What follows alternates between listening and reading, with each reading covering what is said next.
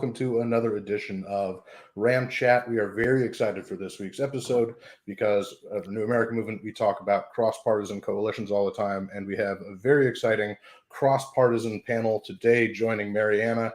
We have two prominent political strategists, one from the Democratic side, one from the Republican side. So I'll start with Chuck Rocha, Democratic strategist to the Bernie Sanders campaign, author of the book T.O. Bernie, and he'll be talking as well with Mike Madrid, a longtime GOP strategist, an advisor to the New American Movement, and also co-founder of the Lincoln Project. And together, they actually host their own podcast called the Latino Vote podcast.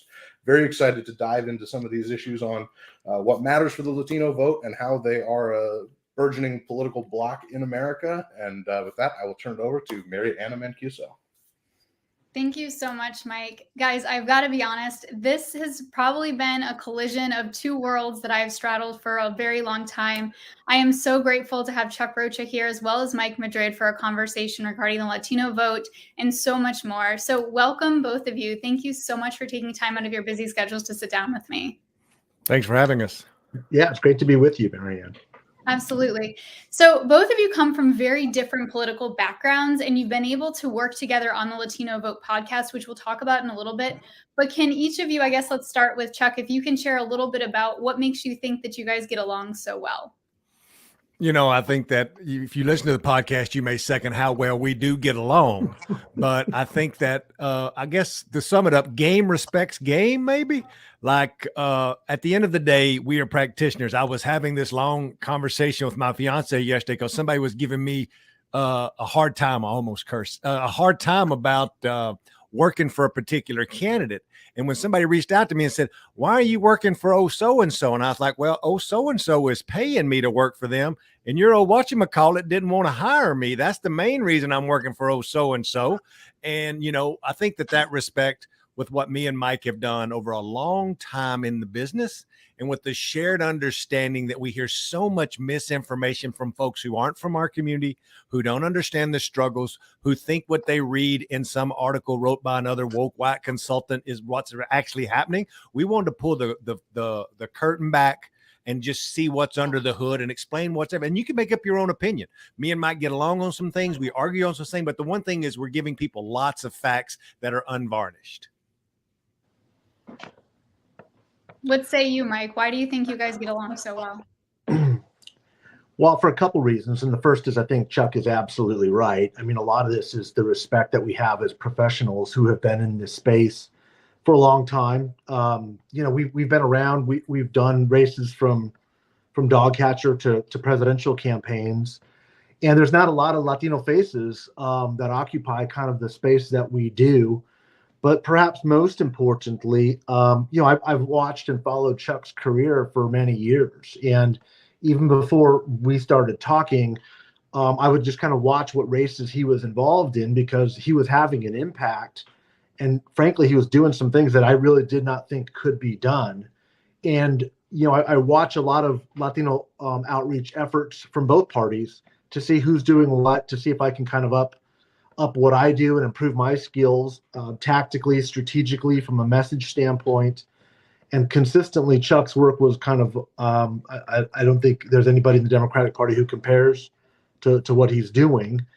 And so, you know, a couple of years ago, I reached out to Chuck. Chuck reached out to me. Somehow we started talking. We were, neither of us were involved with either the Biden campaign, certainly not the Trump campaign directly. And we just struck up a conversation and started sharing some ideas and would ask, you know, is this what you're seeing? Is this what you're seeing? And I learned a lot from him. I still learn a lot from him. And sometimes, you know, I'm asking him questions for my own edification as much as I'm hoping that, you know, people who call in or submit questions will ask questions, because they're literally, sometimes I get in a jam and I think, who can I call? Who can I ask? So it's really a professional operation. We like each other personally. There's a great chemistry. But I think most importantly, we really do care about our community. And I think when you begin from that standpoint, when I know that even though I disagree with Chuck on a lot, I know without a doubt he cares about the Latino community, cares about making people's lives better and easier. in a system that doesn't always help our community. And that's somebody I'm going to work alongside with and share ideas with all day long. So it's just great all the way around. Really works. Well, I'm glad that you guys came together because you've recently started a podcast called the Latino Vote. And I want to talk a little bit about that. And if you could share just kind of what inspired this podcast. I know that I am an avid fan and I've watched more than my fair share of episodes on YouTube, as well as caught it on where I like to get my podcasts. So what inspired the birth of this podcast? Go ahead, Mike. Well, actually, it started with a gentleman by the name of Jason Villalba, who's the head of the Texas Hispanic Policy Foundation. He had also been conversing with both of us separately on a number of issues and thought, I'm getting just such good stuff from both of these guys. I wonder if they'd be willing to sit down and talk about some of the insidery stuff that's a little bit in the weeds, under the hood, get your hands dirty kind of stuff about campaigns. And I did. I don't know how Chuck's immediate reaction was, but I thought it was a great idea heading into the midterms. We've been hearing a lot for many, many years about how important the Latino vote is, the Hispanic vote, and how determinative it would be. That's kind of come and gone since, the early 90s, since I've been involved in campaigns. But the truth of the matter is, in 2022, the midterms, there is no question that the way the Hispanic vote goes is going to determine who's in control of Congress. And so I thought just the timing would be perfect. We had gotten to know each other a little bit better. We decided that we wanted to make it real. Neither of us are afraid to be critical of our own parties. Neither of us are afraid to be critical of the other parties. And the truth is, neither of us are afraid to be complimentary of the other party either. I think that's just kind of where we're at in our career, our profession, our lives. And so it's a good mix. I think it's a great balance. I learn a lot on every show, and the feedback we've gotten has just been fantastic. So it's great for practitioners. It's great for political activists, political junkies. A lot of reporters follow in and kind of get story ideas afterwards. So it's really taken off, and it's been great. It's going to be an exciting run through the midterms. I have no doubt. In your most recent podcast, Chuck, you guys discuss how the Latino vote is younger and are never asked to participate. Do you think that both the parties are now shifting to have outreach included into the Latino community as we look ahead, considering what you did in 2020 with Bernie Sanders? We talk a lot about this, and I think both the parties are well-intentioned and see the opportunity. I think that's the key to what we're doing, is people have no idea how complex the Latino electorate is. It's not just English. It's not just Spanish. It's not just Mexican, even though me and Mike talk about Mexicans making up over 68% of that total population. But it's pockets of powerful, big, powerful percentages of the electorate in places like Miami, where you talk about the Cubans, or in Orlando, where you talk about people from Puerto Rico, or in New Mexico, where they still are so proud of this Spaniard lineage and they want to be called Hispanic. You put all of that together, you have a super complicated electorate that we're all trying to figure out how to get them to vote for our team and to be on our team. The key to the point you're making is that our team has not been here as long as the rest of the other teams. Our team is younger and coming of age sooner. And we don't really know if we're Democrat or Republicans. Now, old Mexicans like me, we're all Democrats, 70, 80%, right? We've been voting that way for a long time. The ones in the middle of the electorate, man, they've been just like white folks. They've been going back and forth. And this young electorate, Mike Madrid talks about this as a Republican, more ideologically aligned with Democrats over climate change, debt forgiveness for loans and things. But are you really spending any time having a conversation? And Republicans, smartly, they may be doing it halfway, but at least they recognize this is a way that we can shave off margins to help us win, because we're a party of old white men and old white women, and there's not many of them as there are young brown people coming of age. So we talk about the nuances, and I would end by saying where all that comes together and what we look at as strategy to try to bring those voices in real time out and hear what they have to say.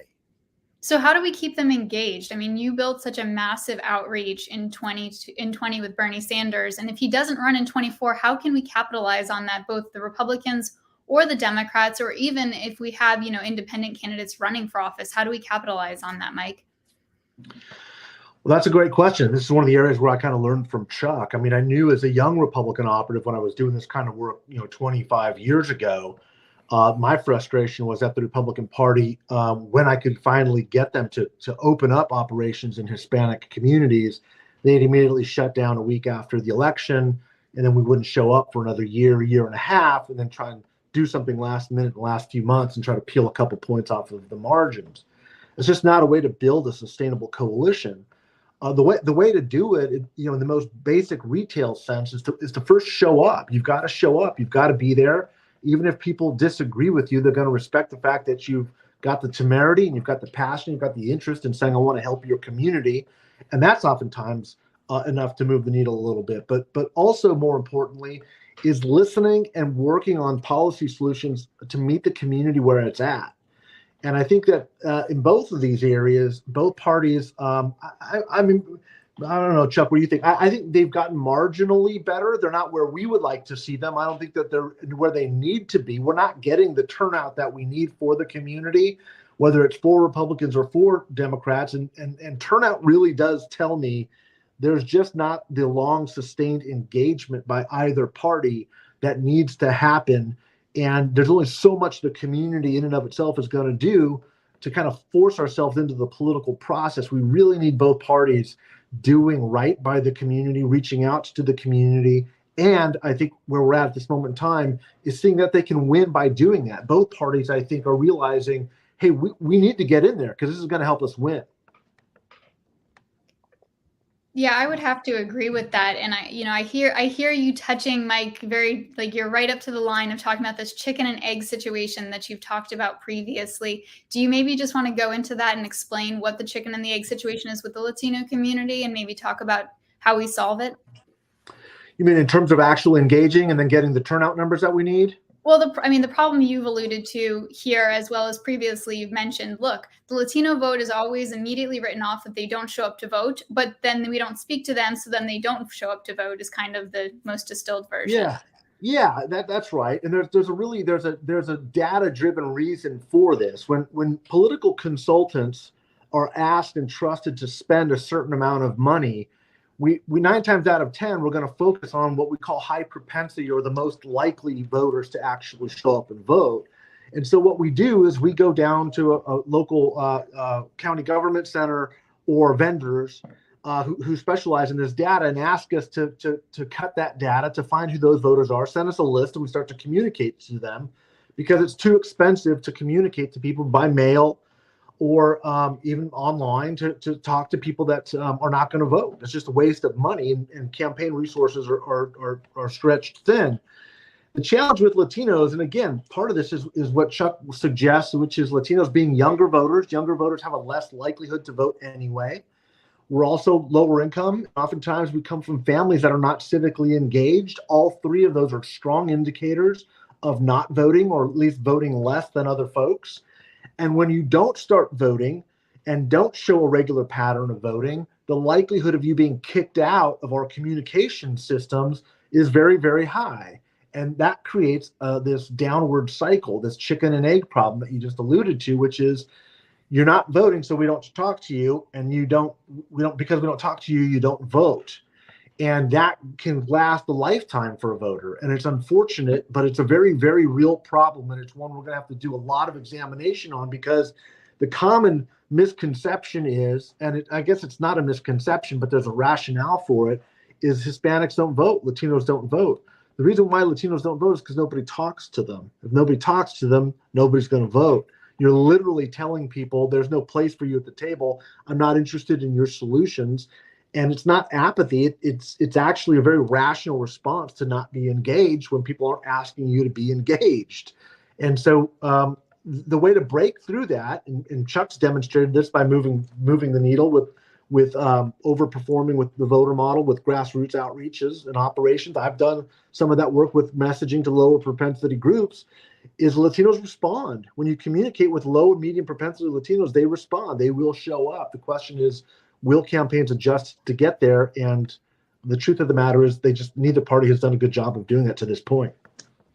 It's unfortunate. And Chuck, I have to ask, in your book, T.O. Bernie, which was a great read, I appreciate it. You talked about what you did in the Latino community around the country, California, Nevada, and how you talked to these communities and you were able to turn them up, and you served a huge upset in these states. So what happened after Bernie Sanders went home? What's happening now in the 22 cycle? What are you looking ahead to 24? Are you still talking to these communities? Because you did build quite a relationship with them. Are they still, or are they just being kicked out of the communications, as Mike points out? I wish they had stayed engaged, and I wish there was a way that it could have had what we call sustainable infrastructure, but it just wasn't. They all still love Bernie. They still all drawn to Bernie. And what we've quickly found is and we've tested this with fundraising and other things, is folks who try to act like Bernie and be like Bernie just ain't Bernie. Now, it's obvious in Mike Madrid, the consummate, at my demise, sometimes mathematician would say, is Bernie had an unlimited budget to give Chuck all the money he wanted to go do what he wanted to do. And I knew what to do in very elementary terms. But other campaigns and politicians don't have the luxury of having $200 million to run a campaign. And when they do, they revert back to what Mike Madrid just said, is being very tunnel vision in the way that we always run campaigns in a box around a poll, a model, a persuadable universe, and then how much budget is prioritized to turn a persuadable budget to get somebody out the vote. And then we go away and never come back. Now in Nevada, there's a few Latino organizations, Somos, Mi Familia Vota, Unidos, that are doing good work there, right? And we talk about this on the podcast because you think folks are doing good work, and by all means, these folks are doing good work, but they're doing it under the auspice of a C3 and a C4. So they're doing it in a nonpartisan way. When I'm trying to tell our party, you have to get out and explain to Democrats what Republicans are doing and that the community won't like, or they're just going to hear from the other side. So when Republicans come in, Mike Madrid say, in a halfway fashion, not even running a good program, but them just showing up and making the argument for their team will get you a certain percentage of that vote if we are not there fighting with them at the ground level. The thing that people always walk past, and I talked about this in the book, is that, sure, I get credit for all of this stuff, but there were lots and lots of Latino staffers on board. But there was more than that.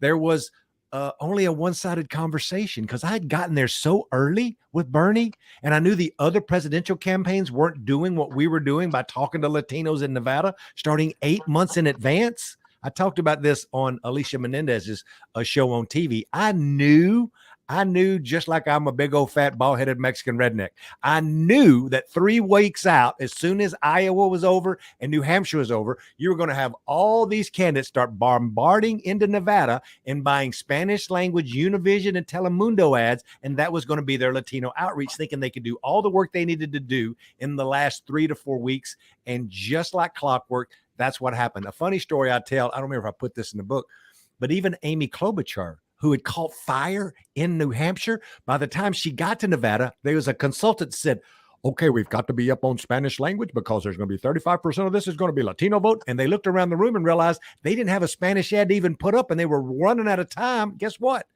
I wish I was making this up. They put up an English ad on Univision to talk to Latinos until they could get their Spanish ad even ready, which took them 5 more days. So this long-term planning, I think the main jux to what the Latino Vote podcast is so powerful, and what you don't realize, folks out there, mainly because I look so freaking young and Mike Madrid looks so old, is that there are 60 years of experience here. So we don't talk about things through what we think could have happened or what mighta, coulda, shoulda. We talk about what we saw happen because we come from these communities, and that's really, really what makes this different. We're not just practitioners. We've been doing it a long time. Yeah. Well, you pointed out about how the Republicans will get there a few weeks before and try and get the Latino vote. Well, interestingly, I'm not sure if you're familiar, Mike Madrid might know this better than both of us, but the NRSC has just released their campaign called Vamos. And they're targeting Latino vote because they did so well in 2020 in key areas like Miami-Dade and Florida and other parts of the country. Do you think, Mike, that this is really going to have an impact the way that we saw Chuck Rocha's efforts did in other states during 2020? It's not going to be as successful, but it will be successful in 2 different fronts. The first is, to Chuck's point, is there's something embarrassing about the Democrats not being there while the Republicans are there. And it's going to force the Republicans to fight. It's going to force the Democrats to fight for their own base. And that there's value in that, because every vote that the Republicans are pulling out of there is what the Democrats were counting on to get base votes. So it's smart tactically. It's smart. It's also smart strategically, because what they're doing is they are demonstrating not just symbolically, but substantively, that they're actually putting their money where their mouth is, and they're going to actually make this work. They're going to fight for it. And again,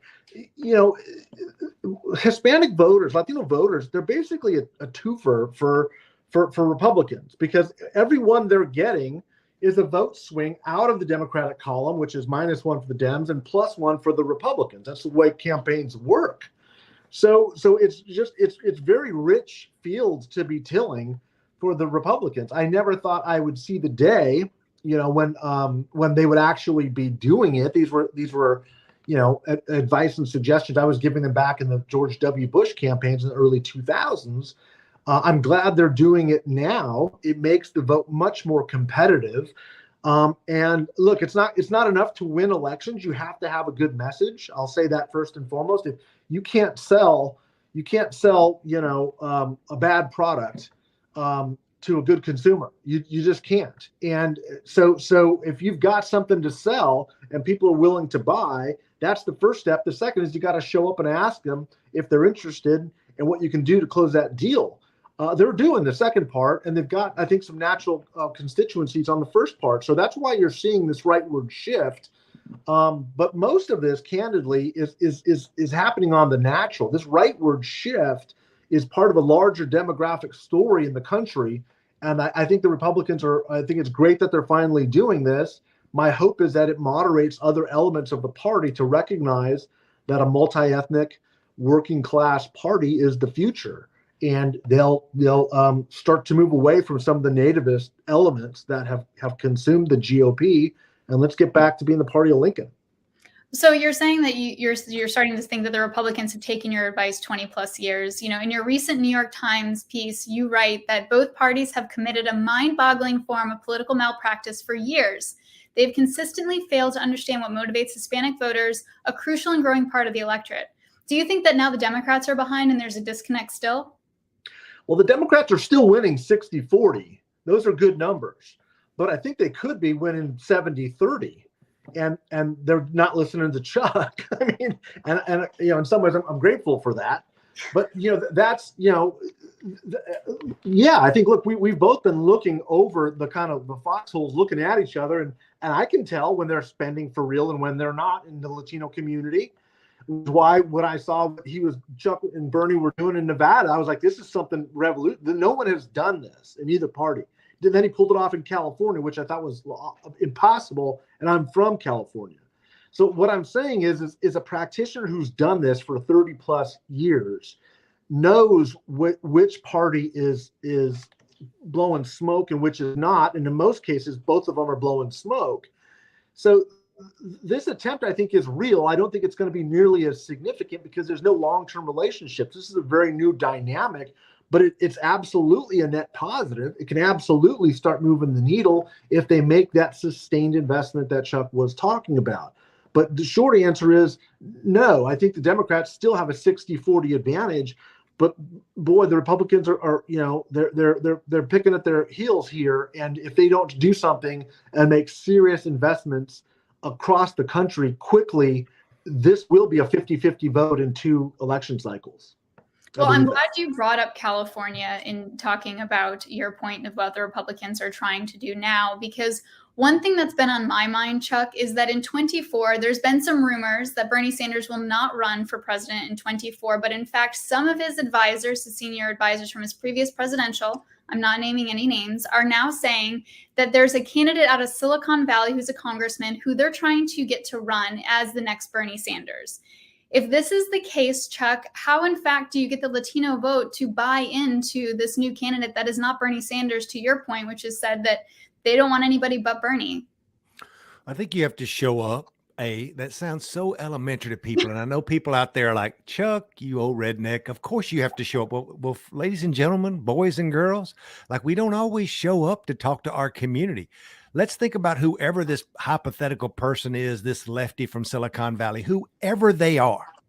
They can't be more white than Bernie Sanders. Whoever they are, they can't be more funny to listen to with the Brooklyn accent than Bernie Sanders. And there's nothing further away from a Mexican in East LA than Vermont. Go find a Mexican in Mike's neighborhood and ask him to find Vermont on a map.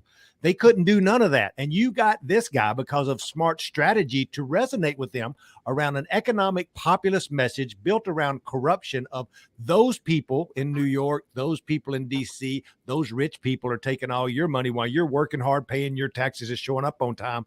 And Jeff Bezos and these other fellas ain't paying any income tax. And you're trying to rub two nickels together to figure out how you're going to buy cigarettes this week. Like, these are the kind of ads you don't see Democrats running what I just described there in 40 seconds, right? That's the difference. If whoever you're talking about shows up, if Rose shows up, and Rose got bona fides for all you non-rednecks, is he's for real and he lives his values when it comes to his progressive roots. But I've seen Roe show up in Iowa. Now, for all of those who don't know, Ro Khanna was a co-chair for Bernie Sanders. I got to travel with him. He's a nice fella. I enjoy him a lot, be honest with you, because he's so authentic.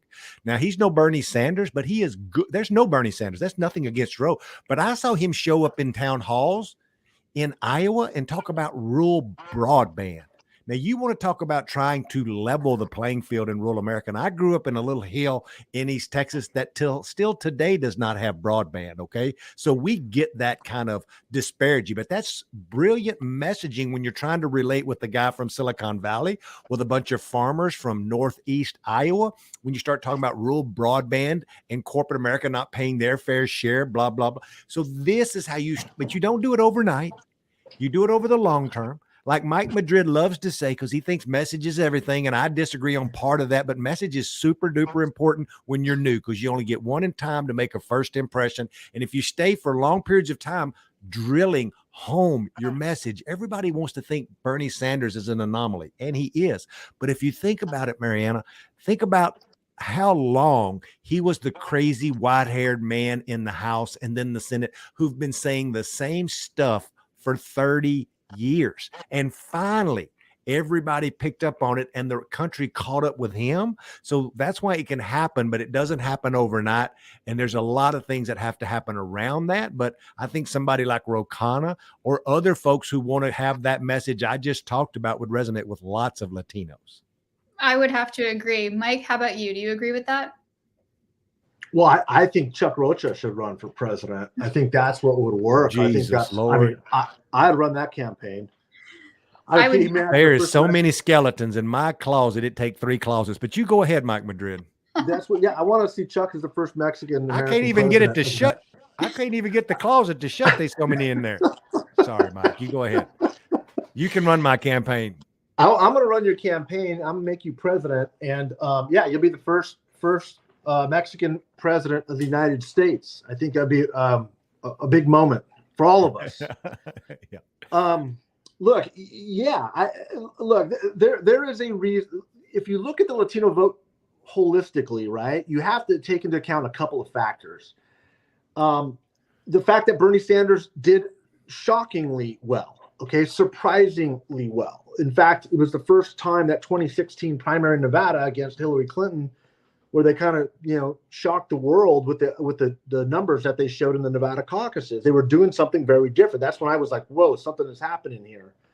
But you also have to look at a rightward shift that went to Donald Trump in 2020, right? These are same voters, not maybe literally, but same communities. Something is happening here. And as Chuck said, there's an economic populist message that is resonant. When Bernie Sanders says the system is rigged, or Donald Trump says drain the swamp, what they're both saying is, in their own vernacular, we know and we feel your pain. We get that this system does not work for you, and this whole political system doesn't work for you. We're not just pointing the finger at the other party or the system itself.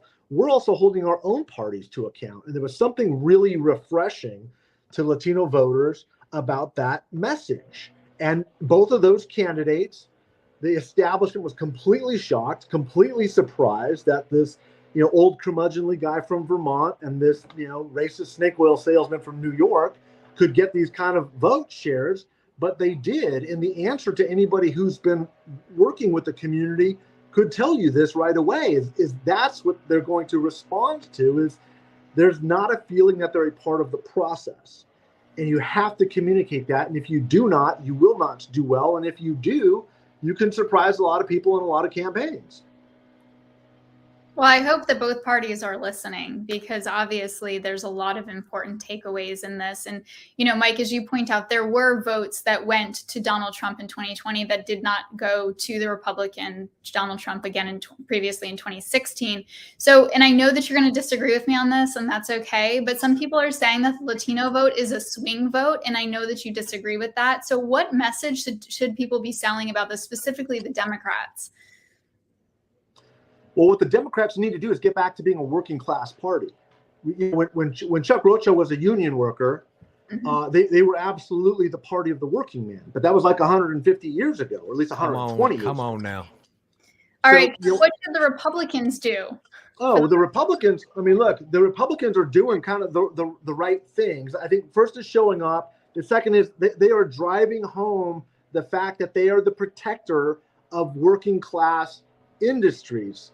If you talk to Latinos in construction, if you talk to Latinos in manufacturing, if you talk to Latinos in agriculture, if you talk to Latinos in the energy space, they're all going to say that their industries are threatened by the Democratic Party, by certain elements of the Democratic Party. And there's a lot of truth to that. It doesn't mean that the Democrats aren't, trying to scramble to find solutions, but that's not just Mike Madrid saying that. The election results are saying these communities are shifting in that direction.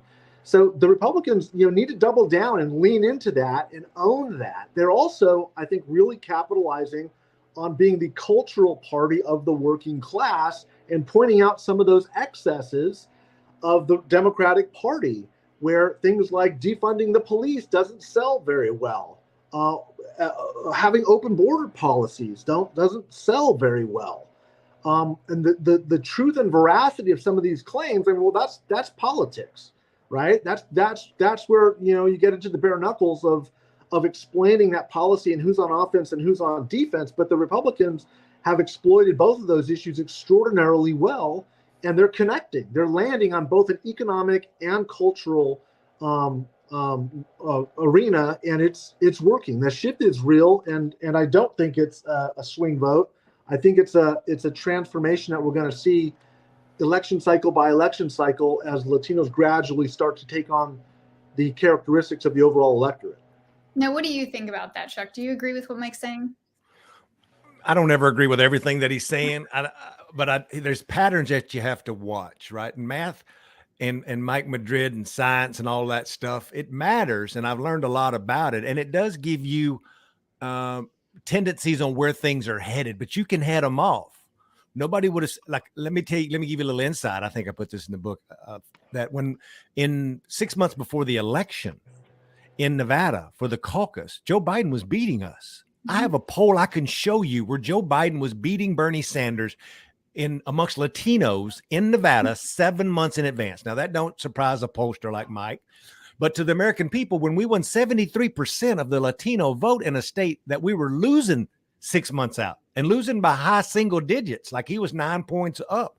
So over time, I changed a lot of minds doing a comprehensive, multi-layered, staggered approach that wasn't just field. There was 100 Latino staffers on the ground. Let's start there. It wasn't just Chuck Rocha.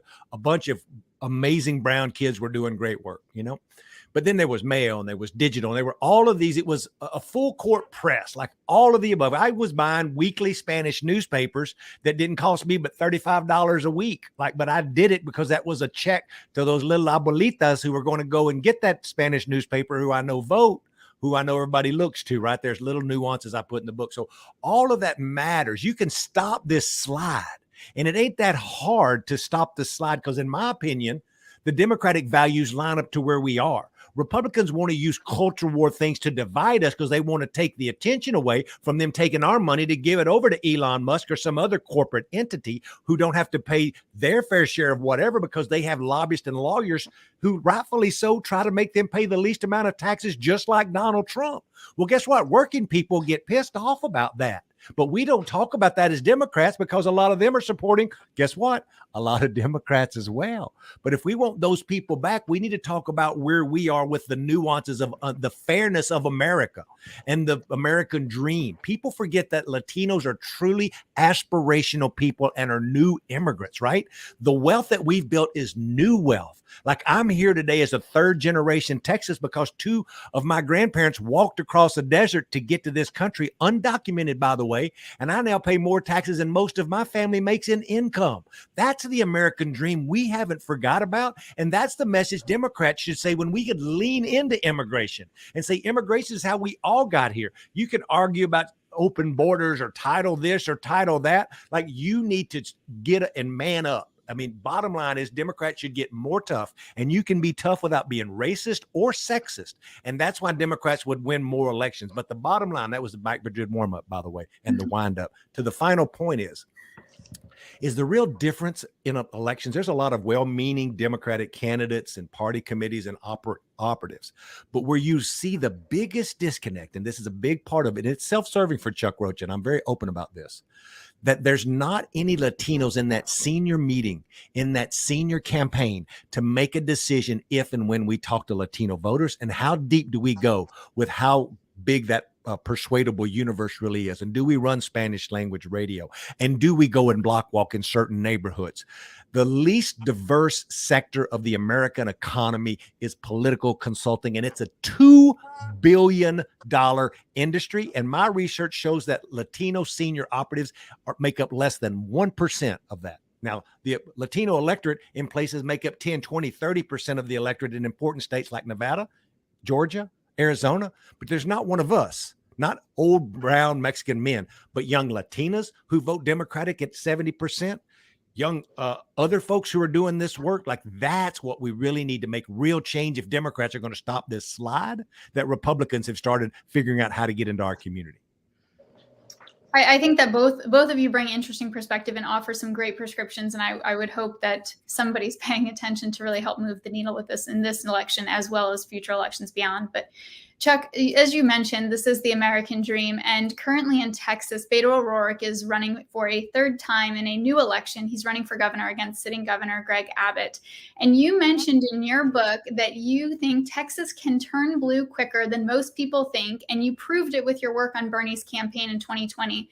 That being said, do you think third time's a charm for Beto? And do you think that he can give an upset to the Republicans in November's election for governor in Texas? I start these conversations by saying that I said that Donald Trump could never get elected president because he was a crazy man. Well, guess what happened, right? So I don't believe Chuck Rocha because I don't know what the hell I'm talking about most of the time. But I will tell you that anything is possible. I never say never, ever, ever, right? Like there's political wins and there's the things. But I believe Mike Madrid tells you this on the podcast as Republicans. We're coming of age quicker. Demographics is not destiny, but it is an opportunity. And if we take advantage of that opportunity, it will become bluer faster than folks really believe. And that's the bottom line. Well, I think that that's really great insight. And I would have to agree. I think a lot of us didn't think Donald Trump could become president. But as we come to an end and close, I've got one final question for both of you. And I'm going to start with Mike on this. We've been having such a great conversation. And I'm so grateful to each of you for spending time with me today. You both bring incredibly unique perspective, as we've heard, when it comes to the political arena. And it seems like you guys get along smashingly well. You pick on each other like brothers. But while you agree on a lot of things, what would you say the biggest points are that you disagree, and how do you work to find that bridge together? Well, I mean, there's things I would disagree with him, probably in every component, strategic analysis, and then certainly policy, right? Like, I don't think Texas is moving blue. I don't think it has. It's certainly trended that direction, but I think that with the Latino vote not breaking and giving them the numbers that they need, I think that what should have become a blue state in 2 to 4 years is probably further off. That's just my opinion. From a policy perspective, I don't think that there's going to be probably a whole lot we would agree on. So look, the thing about us is our podcast is not a policy discussion, except for when it might provide a couple of policy answers to a political dilemma or the way to frame a candidate. And if you want to listen in, and I would strongly urge that you do, you're not going to be getting like a crossfire show of us debating on who's right and who's wrong. We're talking about stuff that we've done. Like when Chuck has done something and actually won the Nevada caucuses, I'm not saying, well, no, you didn't. And here's how the vote really came out. I'm sitting there trying to learn, and I'm trying to ask him questions about what's in his head, because there's a lot of wisdom in there. So when we seek that common ground, I think we're both genuinely trying to learn, especially as the Latino vote starts moving towards a more centrist position. I'm going to do myself, my clients, a much better service by shutting up and asking good questions and taking good notes. And that's what I do. It doesn't necessarily mean I'm going to go where he goes, but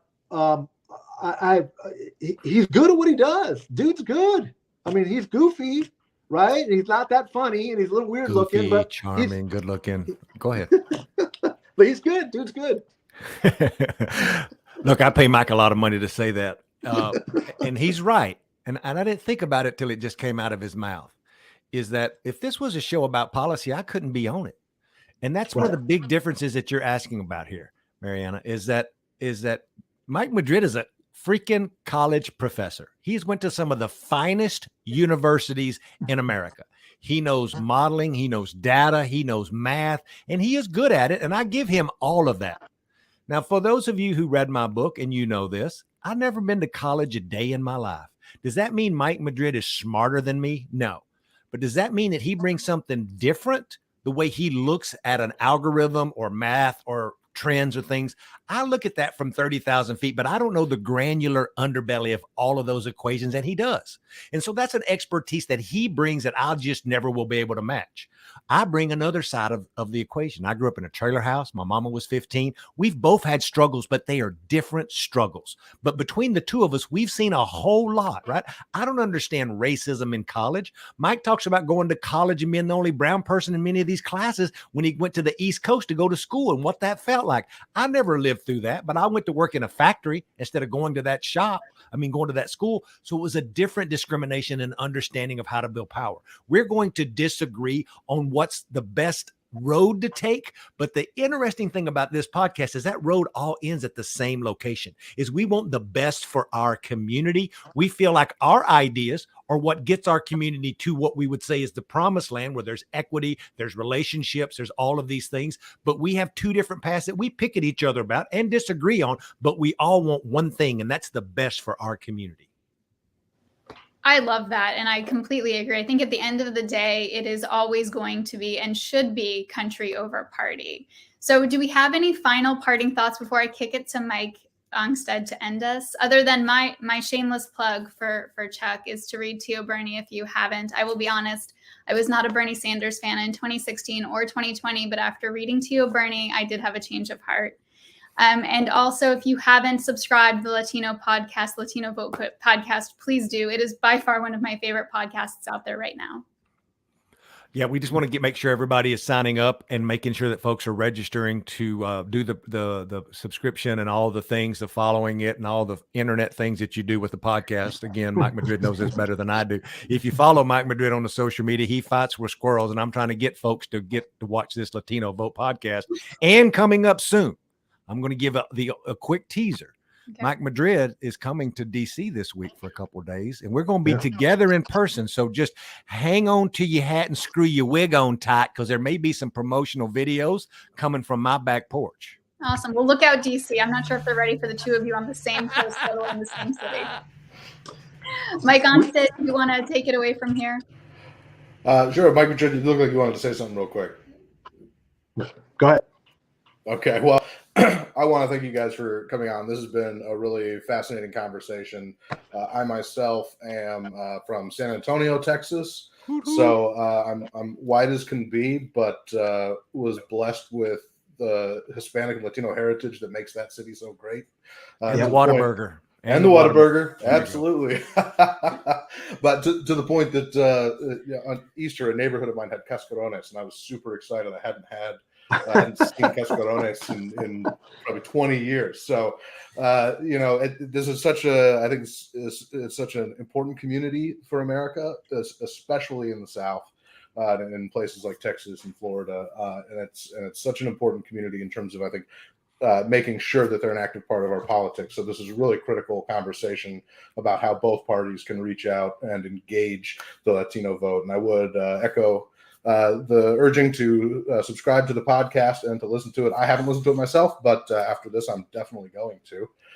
So I'll also give our own shameless plug, which is, if you enjoyed this conversation, feel free to check out all of our previous RAMChat episodes on our YouTube channel at Renew America Movement. Follow along us at Twitter at Renew America and on Facebook, again, at Renew America Movement. We have many more fantastic conversations planned, as well as a bunch of other great content, some political and some cross-partisan, just like this. So stick with us, subscribe, follow along, and again, thank you.